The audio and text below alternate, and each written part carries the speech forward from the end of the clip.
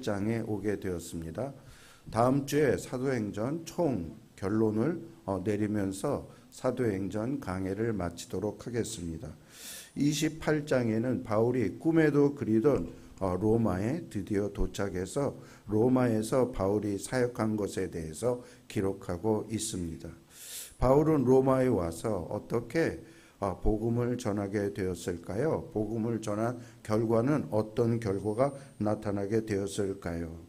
바울과 276명의 배에 탄 사람들은 태풍 속에서 절망적인 상황에 처해 있었습니다. 그러나 하나님의 역사하시사 그들을 온전히 구원해 주셨습니다. 그들이 도착한 섬은 오늘 우리가 읽은 성경에는 몰타라고 나와 있는데 개역 개정에는 멜리데 이런 섬이라고 말하고 있습니다. 하나님이요 그 섬을 그들이 살아날 수 있는 피난처 섬으로 예비해 두셨던 것이었습니다.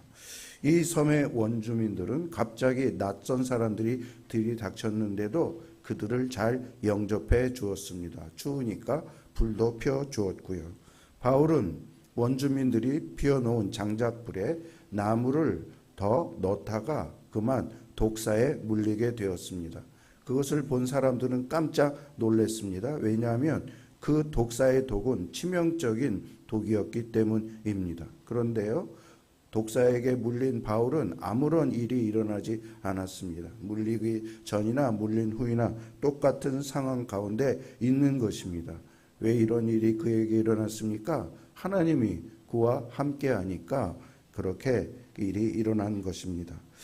섬의 원주민들은 독사에 물린 것을 보고 깜짝 놀라서 그들의 전승인 신화인 독사에게 물리고 이런 일이 일어난 것은 그가 무슨 잘못을 했기 때문이다. 바울이 살인하였을 것이다. 이렇게 생각을 했습니다.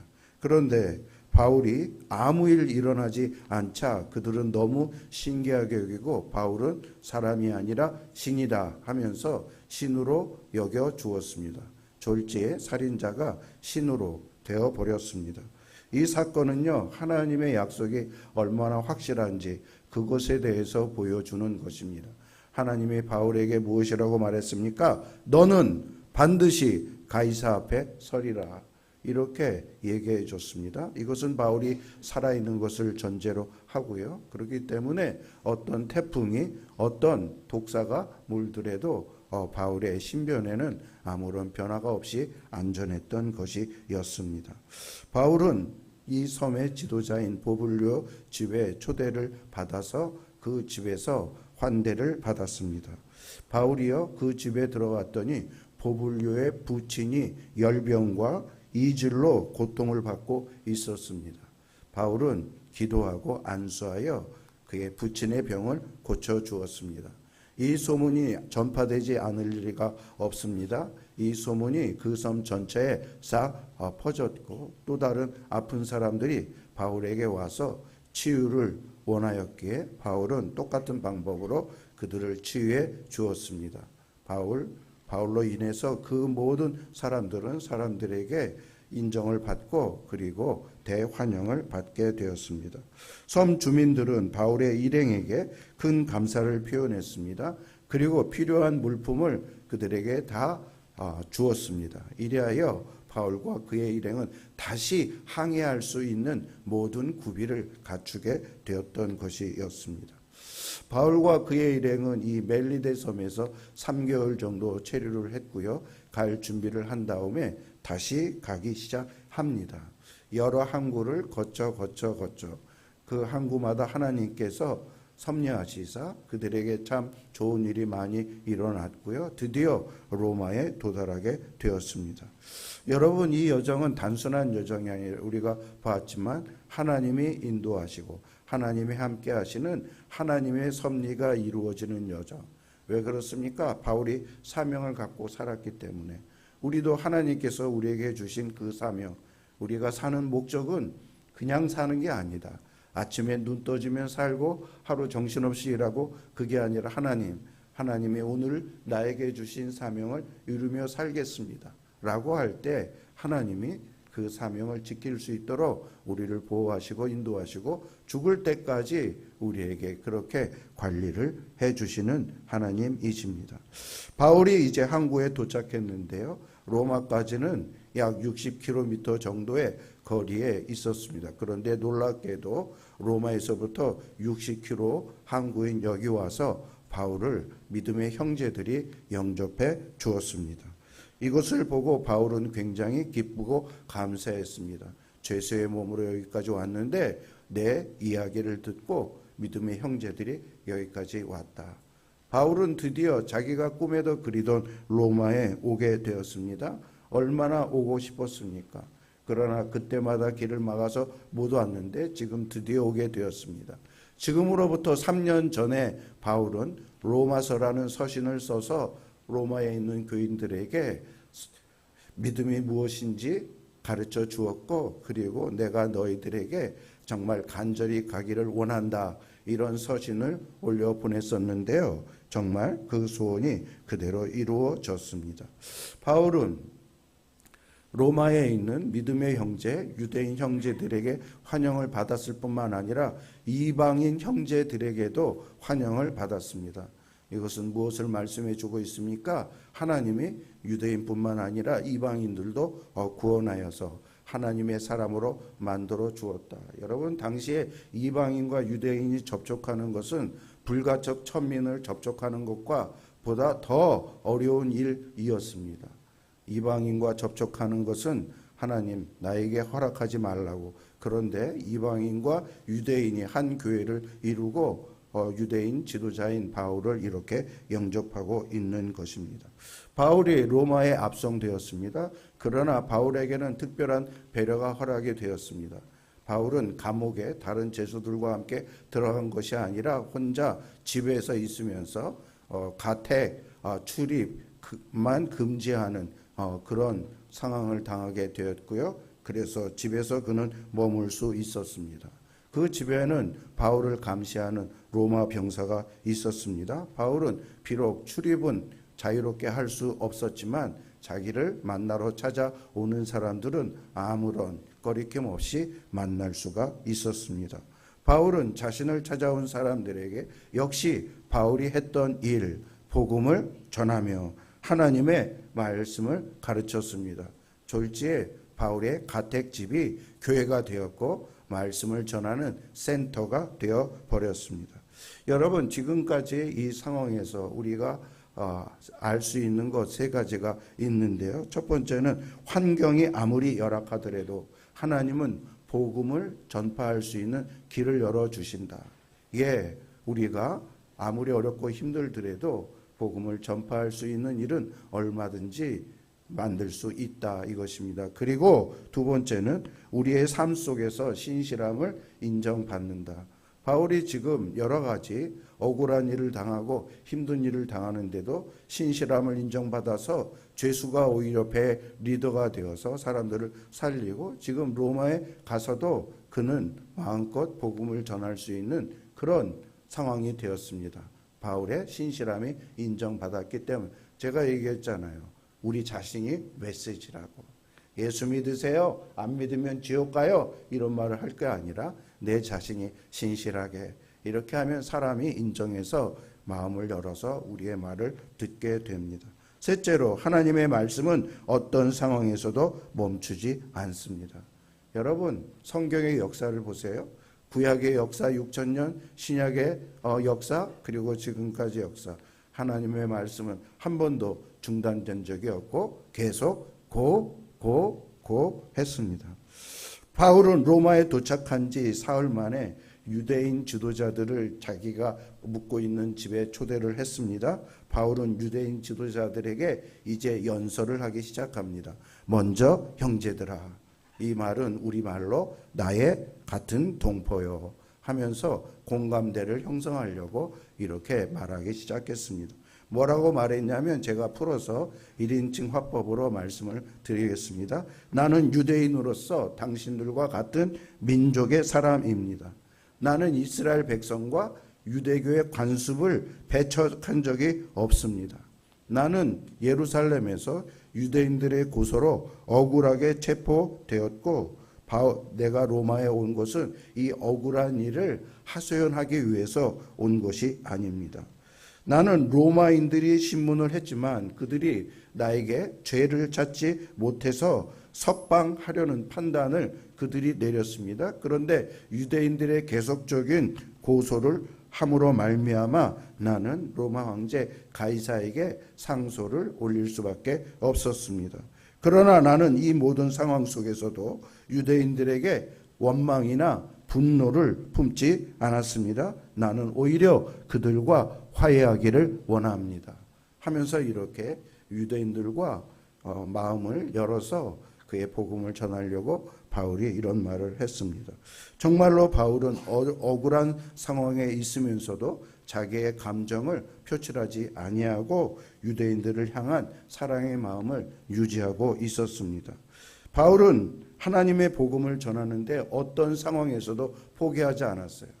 바울이 여러 가지로 자기의 신사를 생각하면 타령할 수도 있지 않습니까? 내가 주일을 이렇게 열심히 했는데 로마에 들어가기를 원했는데 로마에 이렇게 묶인 몸으로 들어가게 하다니 얼마든지 월명과 불평이 나올 수 있는데 그는 그런 것이 하나도 나오지 않았습니다.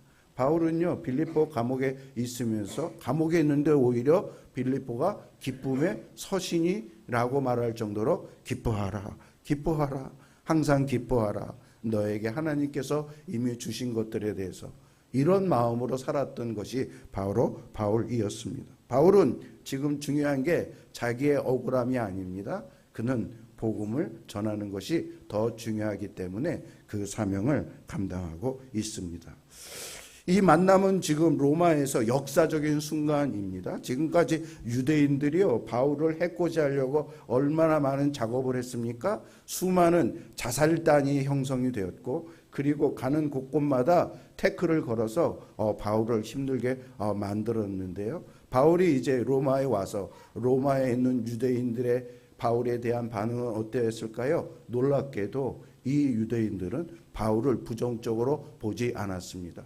바울에 대해서 부정적인 편지가 유대인들에게 돌아오지 않아서 유대인들은 바울을 있는 그대로 그리고 바울이 이 항해를 하는 동안 했던 그 소문을 듣고서 바울에 대한 이 마음들이 긍정적이었습니다. 그리고 다른 지역에서 온 유대인들도 바울에 대해서 나쁜 말을 하지 않는 것입니다. 상황이 완전히 바뀌었어요. 그동안 얼마나 유대인들이 바울을 괴롭혔습니까? 바울이 예루살렘에서 가짜 뉴스를 퍼뜨리고 억지 고소를 한 바람에 여기까지 끌려왔는데 로마에 있는 유대인들은 그러지 않았던 것이었습니다. 또 하나 다른 점은 유대인 지도자들이요 바울의 말을 들으려고 하는 것입니다. 그동안 바울이 하는 말을 그들은 듣고서 그것을 반대하고 그리고 대적하고 박해까지 했는데 왠지 그들의 마음이 열려가지고 바울이 하는 말을 듣기를 원하는 그런 가운데 있었습니다. 여러분 이런 환경 이런 여건 누가 만드셨습니까? 하나님께서. 이제 바울은 마지막 그의 미션인 로마에서 복음을 전하면 로마는 얘가 말씀드렸잖아요. 로마는 모든 길이 세계로 연결이 되었기 때문에 그들이 이 복음을 듣고 각지에 흩어져서 복음을 전할 수 있게 된다.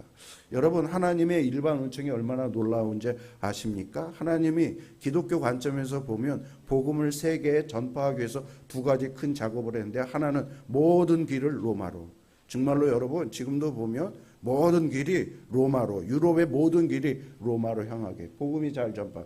또 하나는 언어를 통일시켰습니다.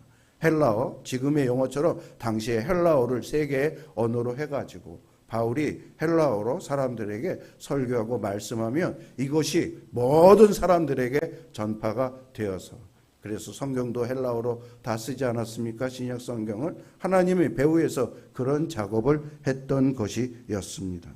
바울은 자신을 찾아온 많은 유대인들에게 복음을 전했습니다.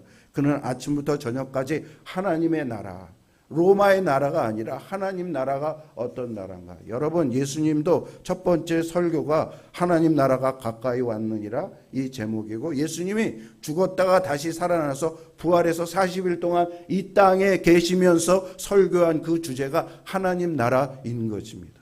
왜 하나님 나라? 이 세상 나라와 다르기 때문에 하나님 나라의 세상은 하나님이 왕이시라는 거예요. 하나님께서 주권을 가지고 다스리신다라는 거예요. 예수님으로 해서 그 하나님 나라가 도래했다. 그러므로 너희들은 로마 백성이기 전에 하나님 나라의 백성이 되어서 하나님이 주신 혜택을 받고 살아야 된다. 이런 설교를 그들에게 했던 것입니다. 특별히 유대인들은요, 하나님 나라에 대해서 구약 성경에서부터 계속 예언을 했기 때문에 그것에 대한 선 이해가 있었습니다.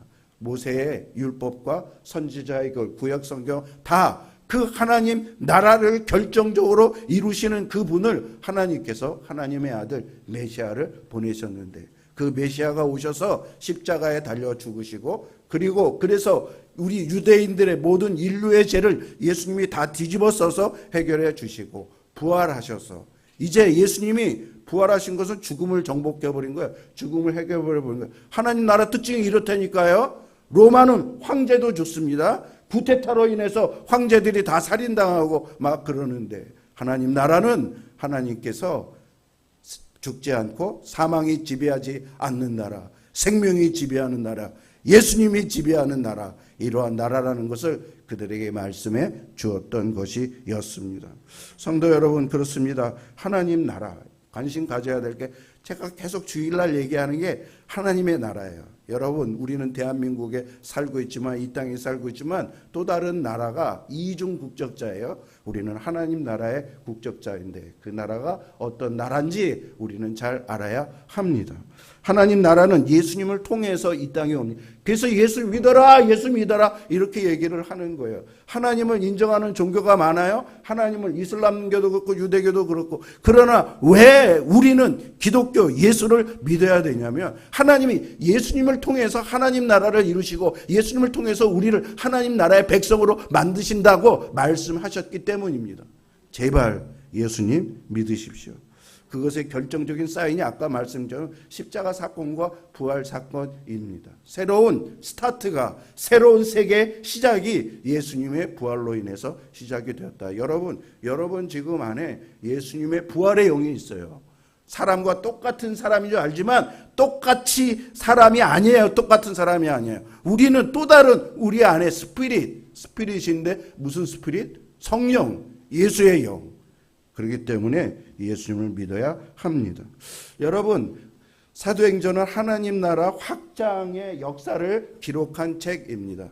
예루살렘에서 온 유대로 사마리아로 땅끝까지 사도행전이 그것을 쭉 보여줬거든요. 그런데 지금도 이 진행은 ing입니다. 진행되고 있습니다. 복음이, 그래서 여러분 팔레스타인에서 시작한 작은 복음이 지금 우리 파주 이 땅까지 와서 우리가 모여서 예배를 드리고 얼마나 많은 사람들이 하나님 나라의 백성이 되었습니까? 이것은 복음이 살아있다.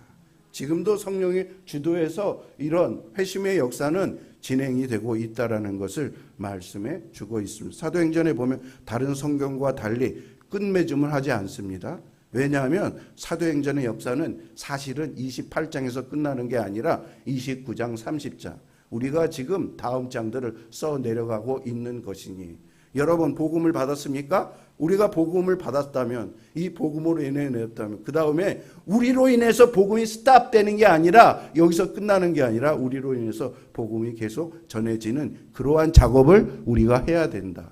사도행전에서는 그것을 말씀하고 있습니다. 여러분, 유대인들에게 이렇게 바울이 열심히 복음을 전했는데 유대인들의 반응이 두 반응이 나타났습니다. 한 반응은 복음을 받아들여서 이제 그리스도인이 된 것이고, 한 반응은 아유 못 믿겠어 예수가 누구야 하면서 거부 반응을 나타낸 사람입니다. 여러분, 복음은 이렇게 구별합니다. 누가복음 2장에서도 시므온이란 선지자가 예수로 인해서 사람들이 두 사람으로 나눠진다. 한 사람은 예수를 하나님이 받아주는 사람, 한 사람은 예수님 앞에서 엎으러지는 사람이 나타날 것이다 라고 이렇게 말씀을 했는데, 그 예언의 말씀이 맞아 버렸어요. 어디에 가서나 똑같은 말씀을 전하며 어떤 사람은 말씀을 받아들여요, 어떤 사람은 말씀을 거부해요. 말씀을 받아들인 사람은 어느 나라의 백성이 된다? 하나님 나라의 백성이 된다. 그러나 말씀을 거부하고 예수를 믿지 않는 사람은 계속 세속 나라, 로마 나라, 이 세상의 나라의 백성이 되어서 이 세상에서 잠시 잠깐 살다가 종지부를 끝나게 되고 그 끝난 이후에는 하나님의 심판이 있다. 이것을 말씀해 주고 있습니다. 바울이 마지막 연설을 이제 하는데요. 바울은 이사야 6장 9절 10절 말씀을 인용해서 그들에게 이제 마지막 옐로 카드를 그들에게 유대인들에게 보내는 거예요. 이사야가 뭐를 예언을 했냐면 이런 말씀을 했습니다. 저 노란 글씨 두 줄만 같이 읽겠습니다. 시작. 너희가 듣기는 들어도 도무지 깨닫지 못하며 보기는 보아도 도무지 알지 못하는도다. 이거 누가 예언했다고요? 이사야가 옛날에 예언했어요. 700년 전에. 근데 지금 그런 일이 똑같이 일어나고 있는 거예요. 듣기는 들어요. 그런데 뭔 말인지 알지 못해요. 영안의 귀가 막혔기 때문에. 보기는 보아도 이걸 몰라요, 여러분. 우리 예수님 열심히 믿고 사도 바울이 왜 이렇게 정말 헌신해서 합니까? 영안의 눈이 떠였기 때문에. 여러분 하늘을 보십시오. 영적인 세계. 저도요 영적인 눈이 열려가지고 너무나 모든 것이 하나님이 함께하는 게 보이고 자연부터 우주까지 다. 그래서 이 흥분, 이 자극, 이것을 억누를 수가 없어요. 여러분 바울처럼 그리고 저처럼 영적인 눈을 뜨시기 바랍니다.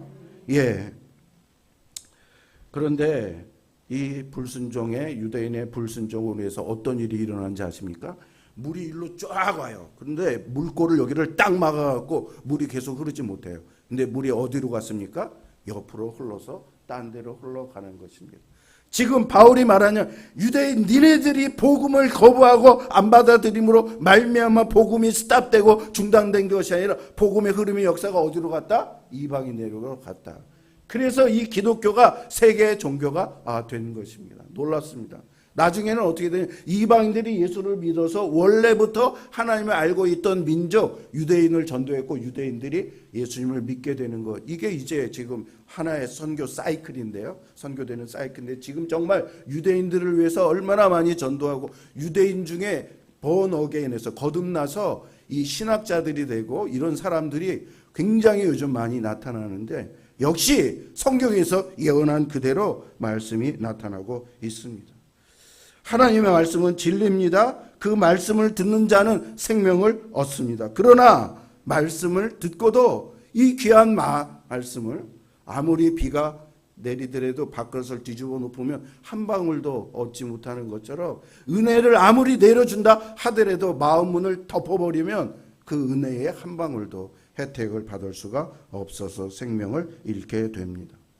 바울 마지막 2년 동안 셋집에 살면서 사람들에게 하나님 나라를 아침부터 저녁까지 오는 사람 모두 다 마다하지 않고 복음을 증거하고 전했습니다. 거기에는요 다른 기록에 의하면 다른 이제 그 당시에 자료가 많은데 귀족들도 많고 많은 사람들이 상류층 사람들이 와서 복음을 듣고 그리고 교인이 되었다라는 그러한 이야기가 있습니다.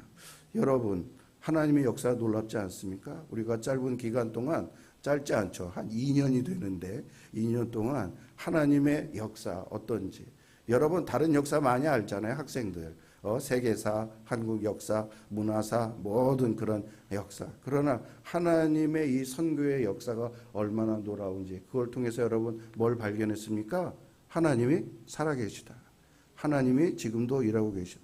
여러분 얼마나 많은 선교사님들이 지금 모리타니아에 문화원을 다 완성하고 그랬는데 그 모리타니아가 지금 한국에서 선교 CCC에서 부산의 CCC 멤버들이 가서 동역하고 있고 많은 사람들이 거기 와서 복음을 듣고 이런 일들이 처음에는 하나도 믿는 사람이 없는데 지금 왜 이런 일이 일어났어요? 선교사님이 잘한 것도 잘한 거지만 누가 역사하고 있다고요? 하나님의 역사, 하나님이 살아있다. 이건 제 소식만 아니에요. 요번에 제 친구가 알바니아에서 30년 동안 선교 사역하다가 안식년을 맞이해서 하는데 알바니아도 많이 여러분 옛날 러시아 공산권 5월 달에 우리 교회 이제 방문하기로 해서 말씀을 전하기로 했는데요. 그런 역사가 일어나고 있는 것입니다. 성도 여러분, 이제 말씀을 마무리합니다. 하나님의 역사는 지금도 되고 있습니다. 역사는 과거의 역사가 아니라 현재 진행의 역사고, 그리고 앞으로 종말까지 이 역사는 진행될 것입니다. 어떤 것도 막을 수 없어요. 여러분, 교회사 보면 복음을 막으려고 얼마나 시도한지 아십니까? 얼마나 사람을 많이 죽은 자. 근데 놀라운 것은 그럴수록 복음이 더 파워풀하게 전파된다라는 거예요. 여러분, 박해하고 못하게 하고 잡아넣고 손해를 주고, 초대교회 때는 이 취직을 못하게 만들었어요. 법으로 만들어갖고. 그런데도 복음이 계속 연병처럼, 옛날에 제일 잘 전염병 되던 병이 연병이었거든요. 연병처럼 퍼져가지고 결국 나중에 로마 정부가 어떻게 됩니까? 기독교 앞에서 항복을 해서 모든 사람들이 바로 기독교를 인정하는 그러한 일이 일어났던 것입니다. 다시 말씀드립니다. 복음이 우리까지 왔습니다. 너무 감사해야 됩니다. 이 복음이 내가 통로가 되어야 됩니다. 우리 삶에서, 내 현장에서, 내 모습으로 예수 믿으세요? 안 믿으면 지옥 가요. 이런 말 하라는 얘기가 아니에요. 내 삶으로. 왜 저 사람은 다를까? 저 사람의 인상은 왜 맨날 따뜻할까? 항상 웃을까? 비밀이 뭘까? 다들 불안해하고 힘든데 나는 불안하지 않습니다. 나는 감사합니다. 내 인생은 즐겁습니다. 내 인생은 약속됐습니다. 이런 말을 하고 이런 걸 하면 사람들이 궁금해요. 너무 힘든데 살기. 너무 괴로운데. 돈과 많은, 권력과 많이 상관없이 이런 비밀을 보여주는, 그래서 사람들에게 질문을 하게 하는 그런 삶을 사는 우리들이 되기를 주 이름으로 축원합니다. 31절 마지막 한 절 같이 읽고 마치겠습니다. 시작. 하나님의 나라를 전파하며 주 예수 그리스도에 관한 모든 것을 담대하게 거침없이 가르치더라. 아멘. 이거 읽읍시다.